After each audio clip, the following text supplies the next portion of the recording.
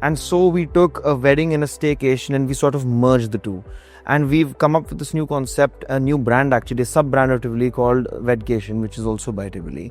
Brides and grooms nowadays want a very Instagrammable or a Pinterest-based wedding and events. These particular places, there has been an explosion of wealth and there is a serious lack of supply. Tier 2 and Tier 3 cities primarily, if you notice, I think Hindustan Times does a very good job at it, getting the word out there.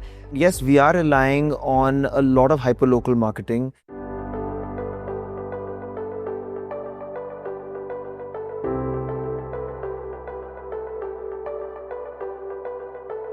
Hello and welcome to the ST Brand Leadership Series, a series of one-on-one interactions with top brand and marketing leaders who share their industry insights and strategies that have helped shape their stories.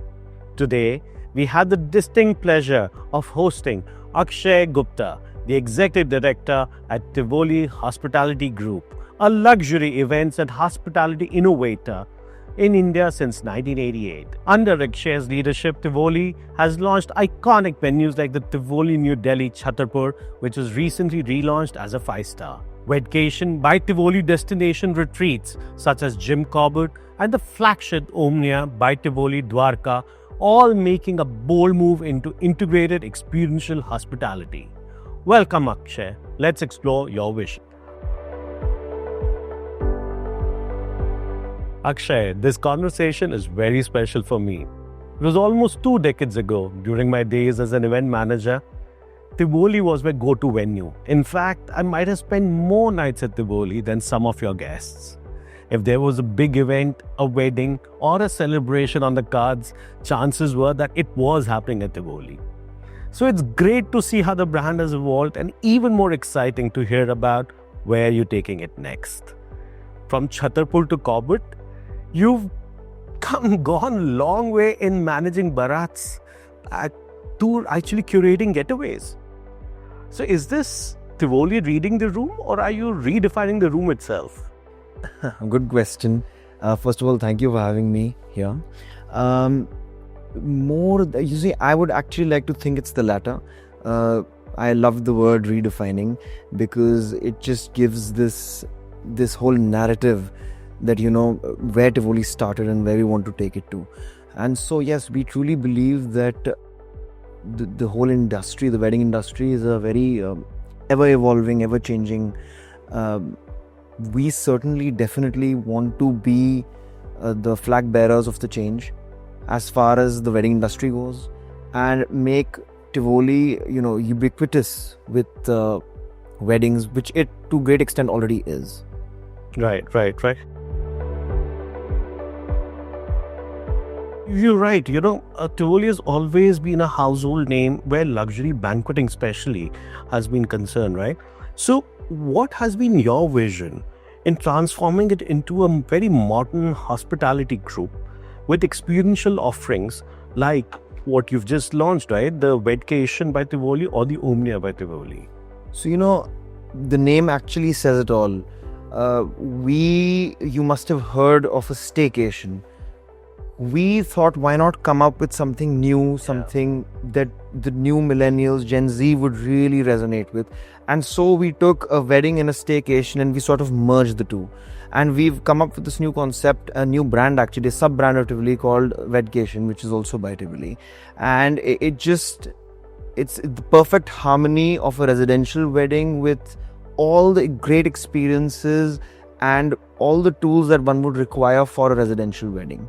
So it's basically a home away from home, particularly if you're looking to do a destination or a residential wedding. Right. I hope you got that trademark though. Absolutely. It's absolutely. Yeah, as you rightly said, it says it all. But from wedding to business events, Tivoli serves a wide range of clientele, right? So how do you ensure that the brand remains aspirational and yet accessible? Because isn't that the basic problem that every marketer, every founder, every owner faces, right? They want the brand to be accessible but still have a premium tag to it. Absolutely. And I think a lot has got to do with the economy.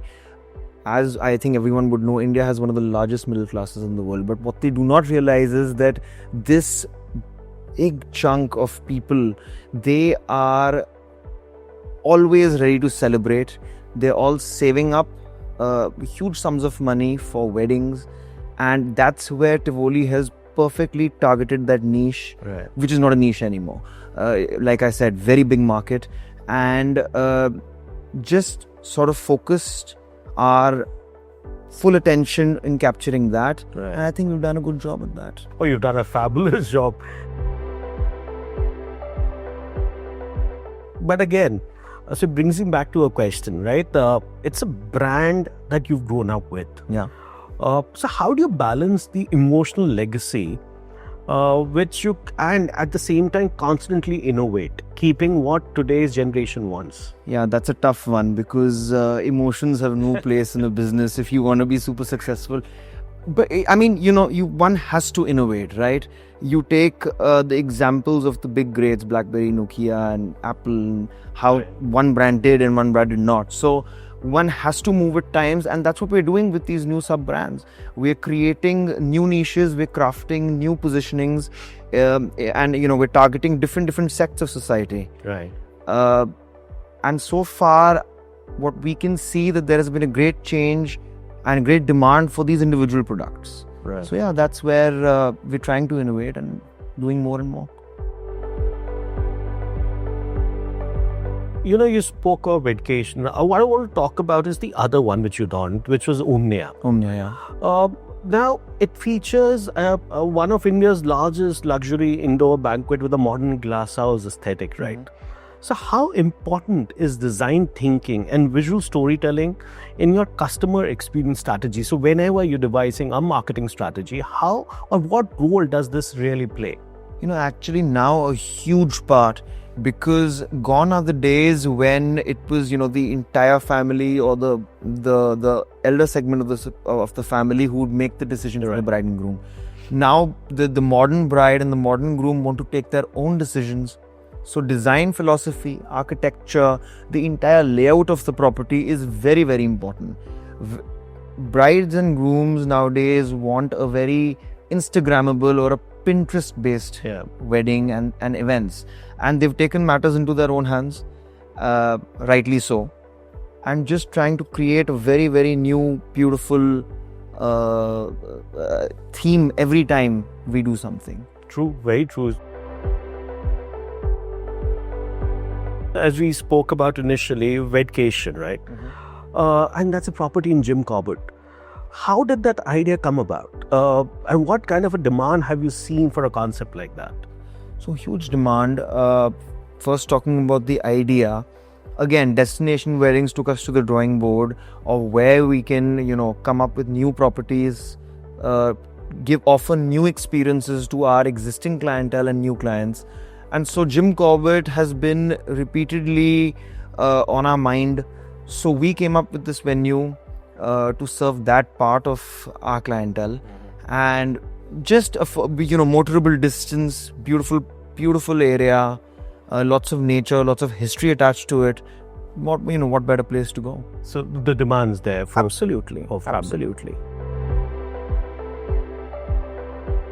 But with expansion also come other related, I don't know what to call the opportunities, which is that you need to maintain a certain quality, right? Yeah. That's what Tivoli got its, that's how it's got its fame. So how do you ensure that upskilling of your staff keeps happening so that they maintain that kind of a quality and the name ever doesn't suffer?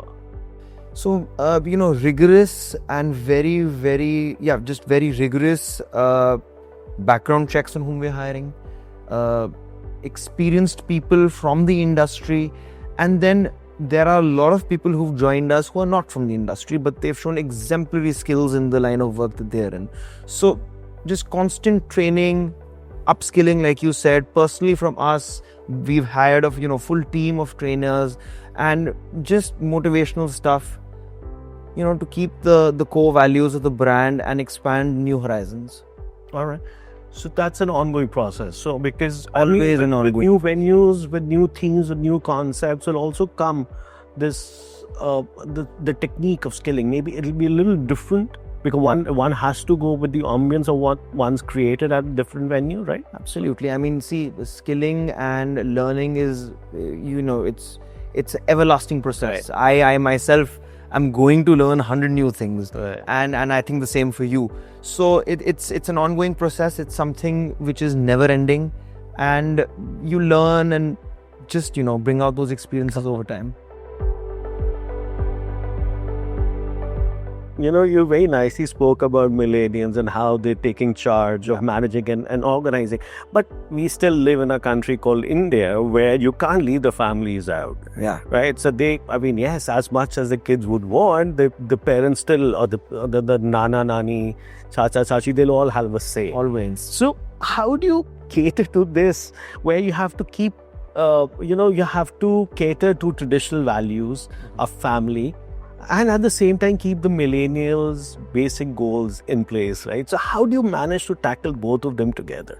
See, good question. What we've done is that we have managed to curate, in terms of everything, in terms of infrastructure, menus, there is something for everyone. Right. And so, we've incorporated certain types of events within events.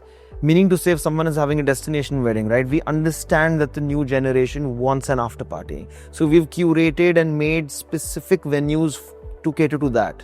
And then we also understand, parallel to that, the older gen, they want, their particular menus and their setups and their timings. So I wouldn't say it's a trade-off, but I think it's the perfect blend of two generations coming together. And we've, I think, managed to harmonize that pretty well. Have you had any interesting incidents to share where maybe, the marriage didn't come out perfectly? And when I say marriage, I'm talking about the family traditions with the millennials.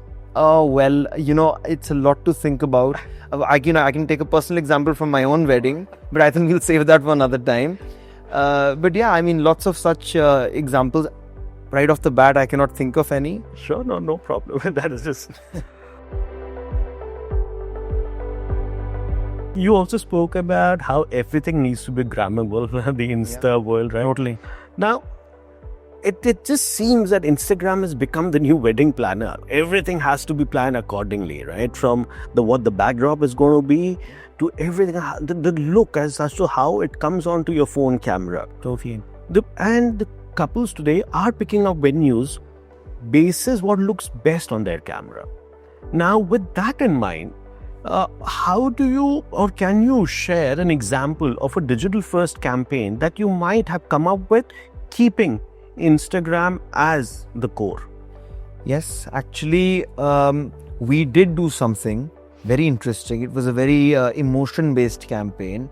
It was during Diwali last year. Okay. And the whole Instagrammable and Instagram and social media's relevance now has increased so much that personal pages and brand pages on Instagram are being used as catalogs.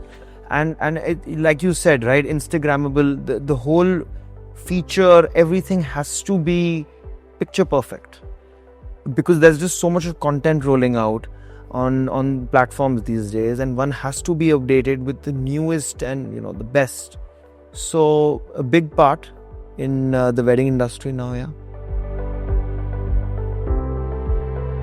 With expansion, you go into places like Corbett, and then obviously going to beyond. I don't know, the plans must be there to go even beyond all of that, which also brings into question, hyperlocal marketing. Because a lot will, yes, there will be people who will travel all the distance for a beautiful destination which you have. But why leave out on the hyperlocal area or the surroundings, which could be your natural catchment? So, and especially as you move into tier 2 towns, tier 3 towns, where there's a huge market. Do you agree that word of mouth there will matter a lot? Because I go back again decades when Tivoli started. Yes, competition was less, but at the same time there was competition. But it was the power of the brand that carried Tivoli through. That today, if I said, that time, and true even today, that there's a wedding or a party or some kind of an engagement happening at Tivoli, where it was assumed that it's a high-end event.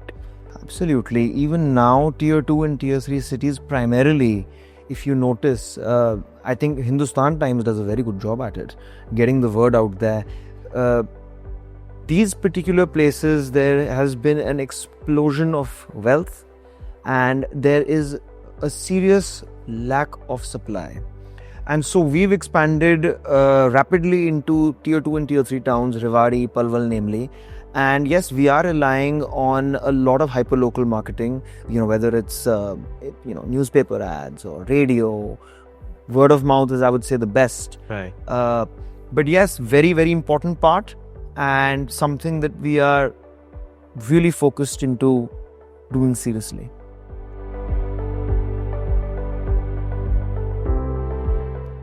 Brings me to the next part. We're talking about millennials. So one common thing besides Instagram that they do talk about is being environmental conscious. Yeah. Talk a lot about sustainability. Now, as sustainability as a quotient grows amongst the luxury consumer segment, how is Tivoli embedding sustainability into its venue operations and with customer touch points? So, the thing about the wedding industry, while it's very beautiful, is that it has a slightly ugly side to it. I mean, everything is grand, and because everything is grand, there is wastage. Where something big is happening, there's going to be wastage, there's going to be spillage, spoilage, all that ugly stuff. And so we have created and partnered with certain NGOs, certain programs where food, as per HACCP rules, if it does not go bad, we supply it to these places, and trying to feed the needy and stuff like that. So we're trying to do our bit. It's an ongoing process, again, everlasting process, but something that we are definitely focused towards doing and hopefully increasing over time. So the next follow-up question obviously to this is going to be your CSR outreach, which I'm assuming becomes an extension of what you just spoke about. Absolutely. So how do these really marry into the brand's core values of sustainability or CSR? Is there an overarching theme that you want to focus on? Because I'm assuming feeding the needy is a natural progression because of the industry that you belong Absolutely. to. Anything beyond that? Absolutely. We've thought of many such activities. In fact, one that was initiated by my father was, why don't we try and help get multiple underprivileged women married? Because we're from the industry, we have the space, we have the know-how. So that was an initiative we did back in 2010. Definitely something I would love to revive now.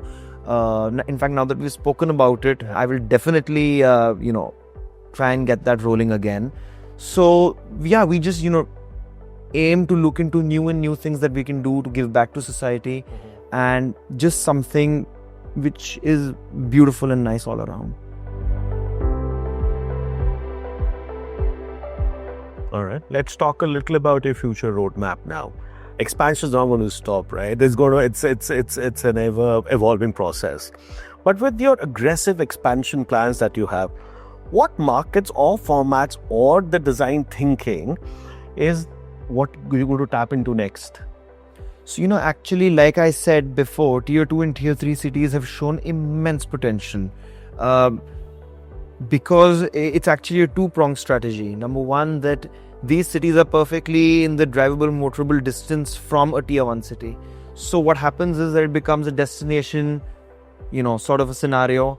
Over and above, we cater to that particular city and the neighboring villages around it. So all the aspirational crowd from these cities who are having to come to Delhi, for example, Meerut, for example, Rewari, these people, they're coming to Gurgaon, to Delhi to do lavish parties. We are now giving them an opportunity to do that in their hometown with larger gatherings, with more pomp and more show than ever. So the expansion is definitely on the map in a big way. I think you guys will see many new and beautiful things coming from Tivoli. So excited to share that with everyone. But with that expansion, so how do you maintain both design uniqueness and operational consistency? I know you spoke about it briefly, but tell me, with that kind of an expansion, how do you do that? So again, we have, namely myself as well, region-based operations and again rigorously trained right beneath our banner, under our eyes and ears. And so we've created these systems. As far as design goes, it is something that we are working very closely with a very close knit set of architectural teams and architects who are with us in this journey, and now we like to call them family. And we've sort of hit the nail on the head on understanding what people want and what is Instagrammable and Pinterest trendy. And so yeah, we're trying to follow those patterns and make it well. Well, the season's going to be in shortly. I don't know whether to really call it season, but every month seems to be season now. Absolutely. Yeah, there'll be ups and downs, but yeah, the festive is about to hit us, right? That's always been a high energy, high investment period for brands. As consumers' behaviors and storytelling evolve every year, right? So how are you planning your festive marketing this year? And is there a past reference that you would like to give us, saying, okay, this in festive really worked, and this is something that you plan to do this year? Actually, the number of campaigns that we've run over the years, honestly, it totally bounces off my head to pick and choose one particular campaign. But yes, festive season is a beautiful time. People are ready to just get the ball rolling in terms of everything, right? And beautiful time to get the word out as well. Even for a brand like Tivoli, which is like I said, ubiquitous, we need to get that name into the other tier 2 and tier 3 towns, and so we are planning something. People will be seeing that very soon. It's under wraps. People at HT would know. You have partnered with HT as a part of your marketing journey. How has your experience been? And not that we're sitting here and talking, you're going to talk good only. Yes, I would love to hear the good, but tell me, how has your experience been with HT in terms of audience relevance, in terms of campaign execution, the platform's ability to bring in your brand story to life? Oh, just amazing, absolutely. I think the viewership, the audience that HT commands is unbelievable, and the very varied audience you guys command. So we've managed to utilize that in all areas, smaller towns, bigger towns, villages, amongst multiple mediums as well. So Hindi, English, and regional. So we definitely plan to use HT. And work very closely with HT in getting the word out there, or for whatever marketing collaterals that we want to roll out. And HT has and always will be a beautiful part of our journey. Very interesting. Thank you so much for that. But one last question I have of you. There's a lot that social media talks about, right? But that's what you want us to know about you. Tell us something which social media about Akshay doesn't talk about. Well, I will just say one thing, that there's a lot people don't know, but they will know. And there's a lot that people don't know about the brand, which they will find out. And I think the less said would be better at this point, because there's a lot of exciting stuff coming. And can't wait to share that. But that'll be for Tivoli. I'm talking about Akshay as a person. I'm talking about both. Well, thank you so much, Akshay, for such an insightful discussion. Thank you so much. All right. Thank you. Thank you. Thank you, Akshay, for such an insightful conversation. Your journey with Tivoli reflects not just legacy, but also fearless reinvention. From scaling grand weddings to crafting boutique retreats, it's clearly that your leadership is taking Indian hospitality into an exciting new era. That's a wrap on this episode of the HT Brand Leadership Series. Until next time, stay inspired by stories that shape brands and the people behind them. This is Aman Kanjlia signing off.